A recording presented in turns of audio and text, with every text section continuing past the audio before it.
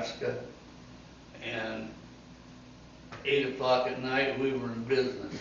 And the So government- Bill, you recognized the opportunity and bought the bulldozer just for this, Yeah, just for the snowbound thing because it was going to pay so well? yeah. Okay. Right, yeah. $10 an hour sounds Oh, pretty yeah. good. It wasn't enough, but, it's around the clock.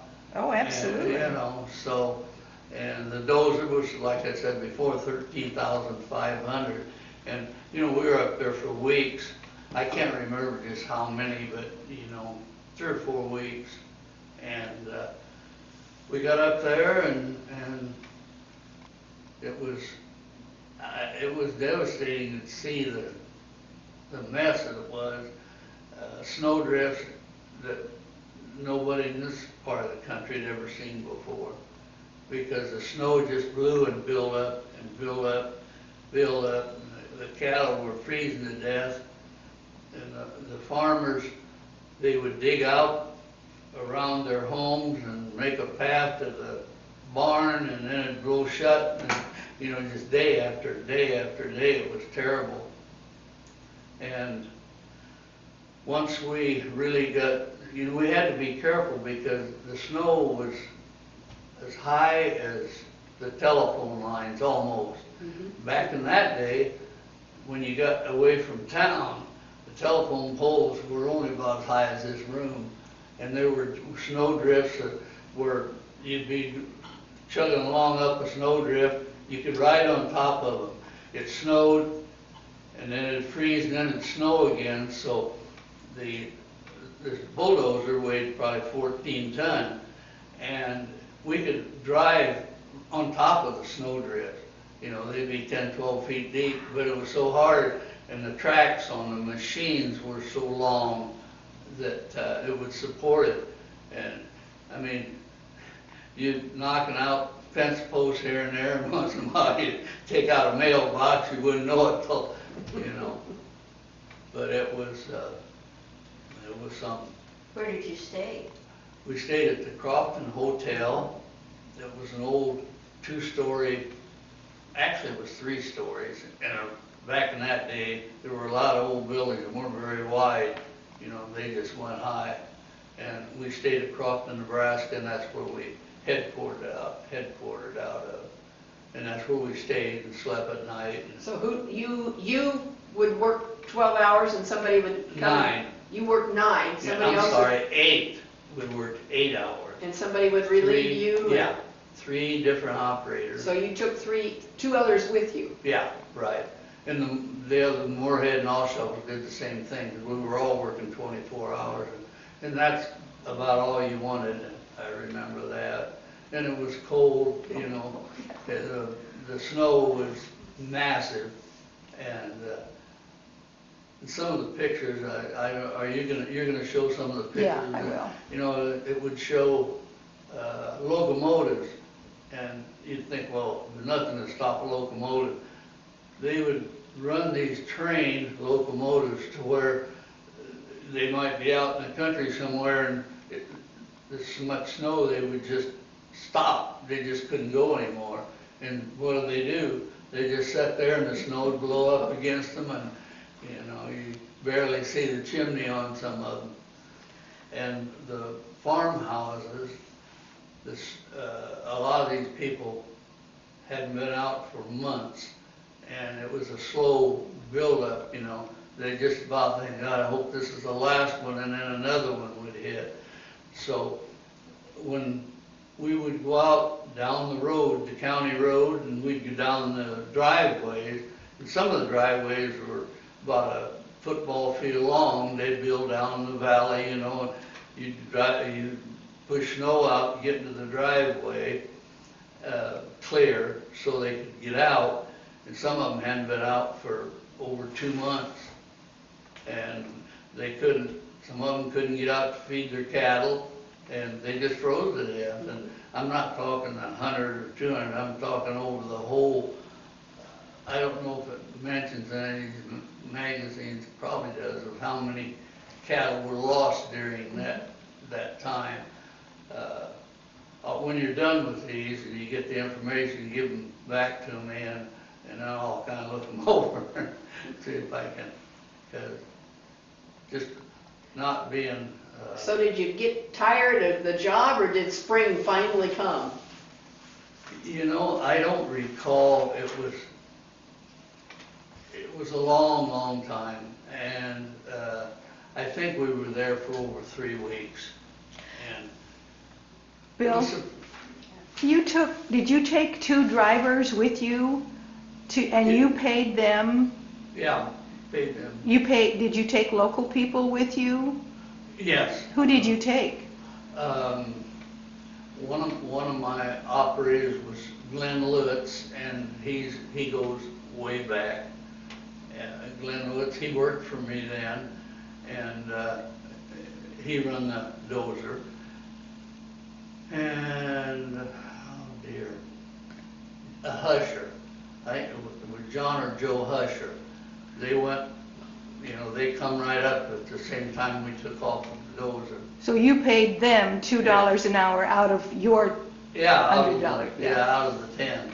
I furnished the operator. It was furnished, and it doesn't seem like much now, because 2 of it was gone. Right. Well, they had to pay a hotel or the, Plus, Yeah. plus And food. equipment and food. gasoline and, Did yeah. you pay for your own lodging and food Yes, out of that? Yeah, $10 an yeah. hour? Wow. Do you remember that you worked 8 hours a day? What about the other time? Do you have any memories of leisure time at the, just rest, you you know. warm up? Yeah, I'm warming up. And you got pretty close to, you know, some of the people, and you go over and you'd have to eat lunch and this and that. And we were looked up to pretty good because, you know, the hardship that those people had is really hard to imagine. Because number one, when you would go down through these snow drifts, and these pictures show how, you know, how deep the snow was. Have you ever seen snow like that, 5 feet deep? You might have an occasional snow drift here and there, but this was just everywhere. Just accumulation of Yeah. snow? And you had, and these poor farmers, you know, when it really got nasty, a lot of them took their stock up with the barn and everything. But the pictures in here show the snow blowed up as high as the eaves on a house. You couldn't even see the top of the doors, and they had to clean this out, but there's no place to put it. You know, you just, and then the kids, imagine having your kids locked up in one house for well, thank heavens, days. they all had gardens, so they canned. So otherwise, Yeah. you know, food Yeah. would have been a huge issue, but they Yeah. probably had a There's cave. a picture in one of these pictures where it shows them airlifting food. Yeah. People would, and I can remember just glancing through them, there was one guy in one picture carrying a whole case of noodle soup. It showed on the end of the box, you could see where it said noodle soup, and he was carrying a whole case. So they flew in drops of food, and there were some mail deliveries that, you know, some of the locals, they would drop their mail from airplanes. But the big was the airlift by the government that had all the big airplanes, and they just dropped. And then in one of these pictures, it shows a trucker who got delayed on a road, not delayed, but got snowed in and couldn't go anywhere. And it showed the tracks that he left walking toward this haystack.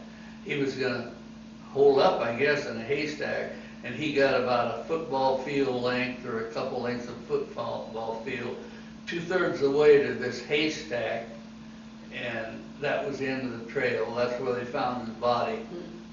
He didn't make it. And that was, of course, cattle, they couldn't make it, and, you know, they just, hard to believe. But those pictures tell it pretty well. Tell it all. It's hard to imagine, but it's the way it was. As you remember, you were there 2 or 3 weeks? Yeah. Yeah, it was closer to 3 weeks. Might have been a little longer. It was a long time. Yeah, I'm curious how probably never seen snow like that. You said there was a crust, but eventually, okay, you would go, then you eventually would break through that crust and get lower Yeah. and lower and get all of it Yeah. removed. Well, it built up in layers, of course, this didn't all just come in one shot, you know, No. it just kept ongoing.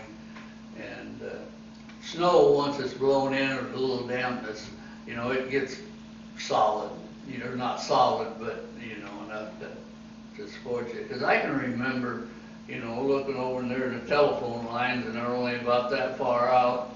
And it was so deep that you know, you're clearing the road, you have to push the snow somewhere. You just don't, you know.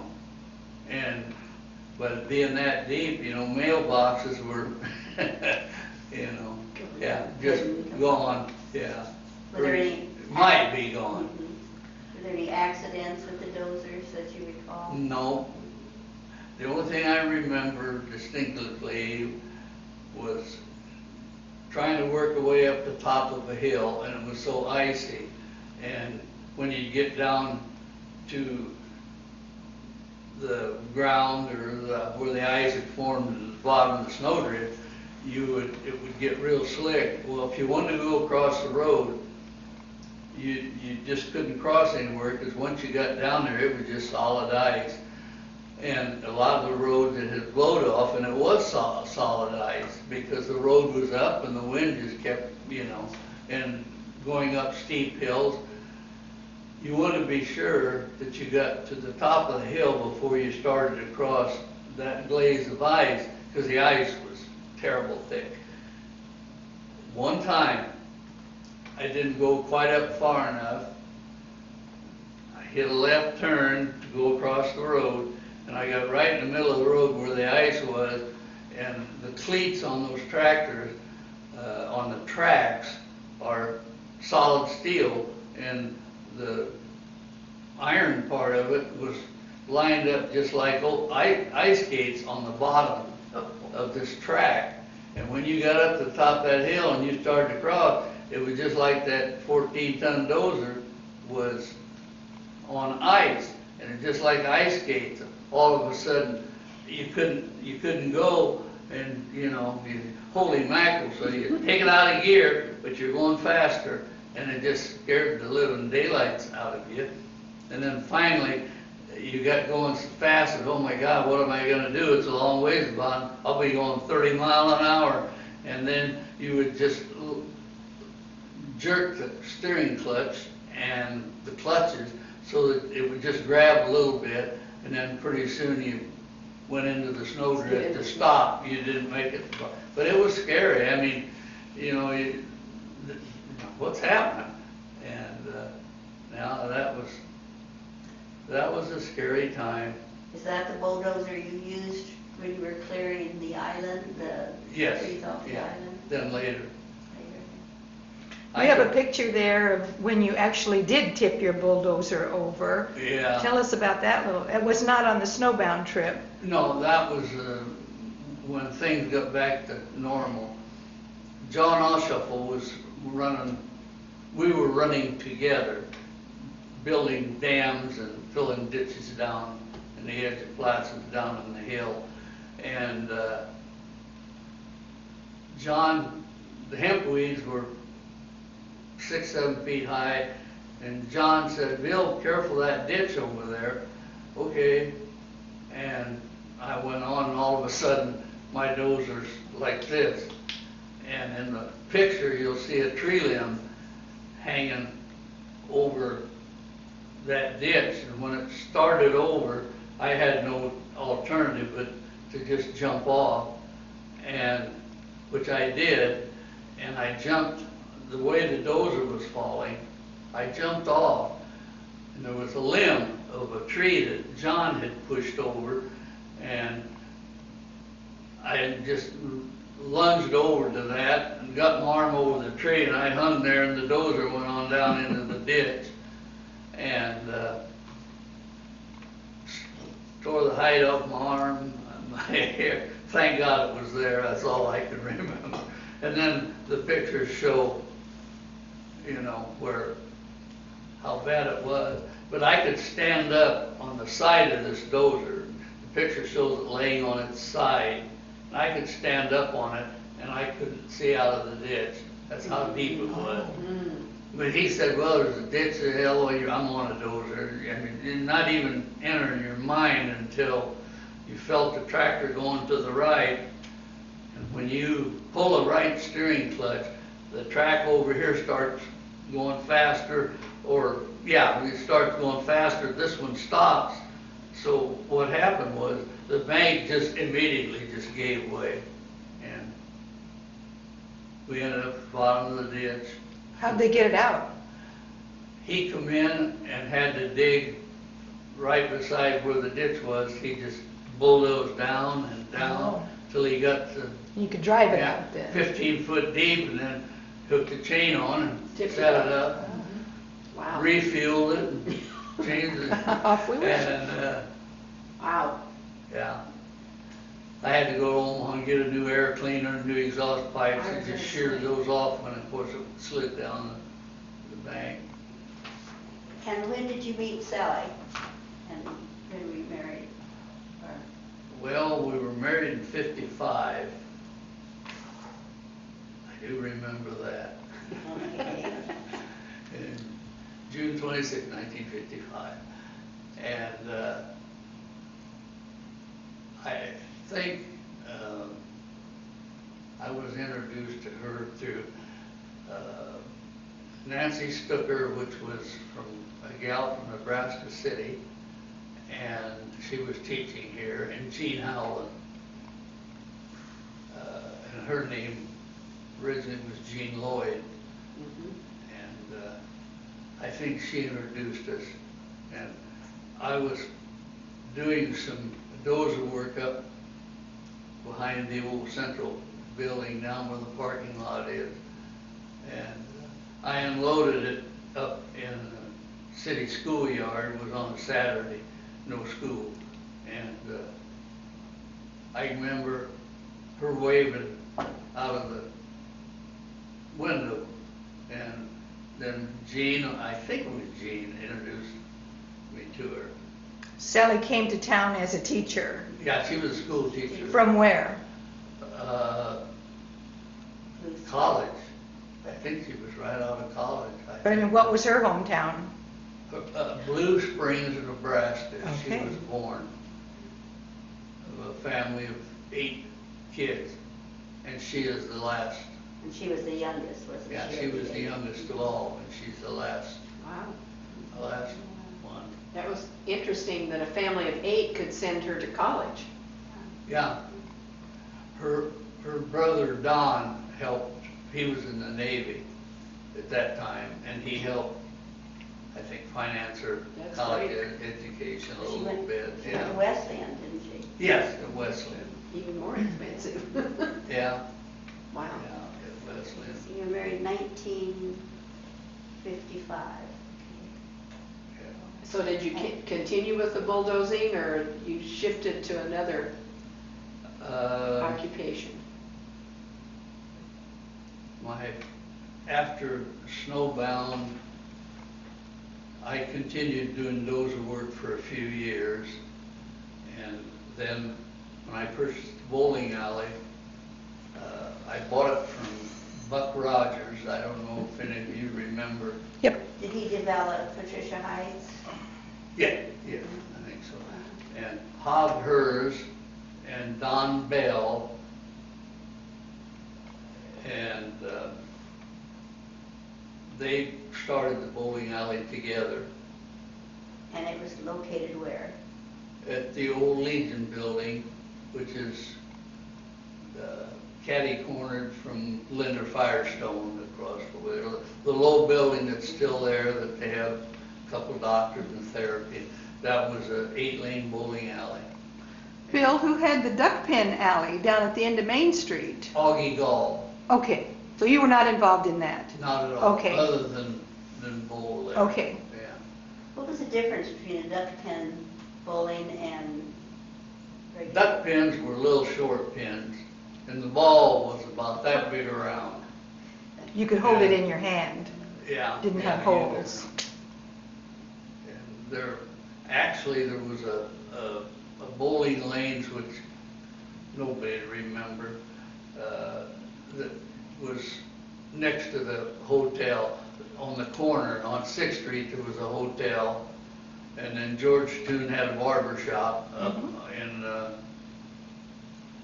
hotel, and then 3 or 4 spots up the street, there was a duck pin alley. And Didn't know that. But that was between Lenders and the Is that right? hotel? Watching. it was just this side of Linder's Firestone. He had a little 4-lane duck pin alley. And was that Mr. Gall too? No, I don't think Augie had it yet then. I can't remember, but there was a grocery store over there called Lorenz Grocery Store. You probably don't remember that at all. I do. What's the name? I remember that. That was right where Firestone is now. Yeah, Lorenz Grocery. Do you To- remember that? Oh, yeah. I lived up 6th Street. Oh. So to go to school, I had to go by there and stop by and buy pencils and things. Oh, The yeah. 2 brothers had it, the Lorenz brothers. Yeah, right. That's where the store is, because a filling station was there, wasn't it, at that time? Yes, this was, Honeycomb. yeah. Back in, that I remember in the late 50s, it was the Honeycomb, the teenage place. Yeah. Before that, it was Lorenz. Ruback's, and Oh. before that, it was the Lorenz brothers. Wow. Yeah, Well, so Ruback's by that time had built their new store. Yes. Mhm. yeah, right. Okay, so you purchased the bowling alley. What was it used for before? Did It you was say? the old Legion building. And Bill, before that, it was a sewing factory. Do you remember that? No, My grandmother worked there when it was a sewing factory. in about what year?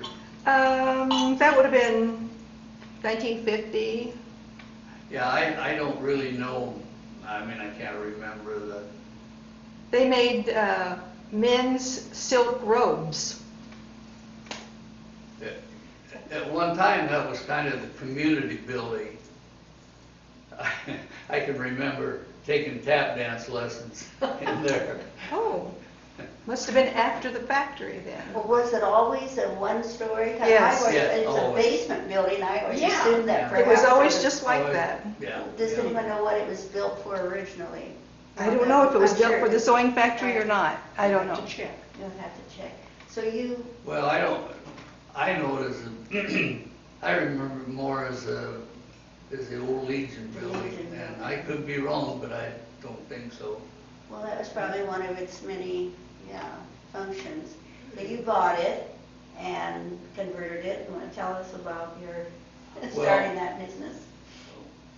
Well, like I've mentioned before, that Hob Hers and Buck Rogers and Don Bell there were 3 partners that owned that, and then I wanted to get into something else, time to move on, and so I bought it, and I was farming down on the island at the same time, so I was burning a candle at both ends, you might say. I guess. I had some great young people that worked for me. And one of them was John Loper. And today, he's done magnificent. He has a heck of a job. And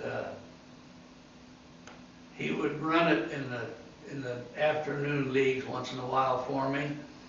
And he was, for being a young kid, he learned a lot there. And even today, when we get together, he'll bring back old times and say, I learned so much from you. I learned so much about, the school of hard knocks, that he calls it. And I had high school kids help me all the time. And then I had Augie Gall, the old bowling alley man from way back. He used to come down and work for me in the evening and wouldn't take any money. It was just a place that he could hang out. And of course, he knew a lot of them when they were little kids and grew up. And Augie wouldn't take a dime, but he'd come in when we'd have bowling at 9 o'clock and then another session at 11 o'clock. No, it was over.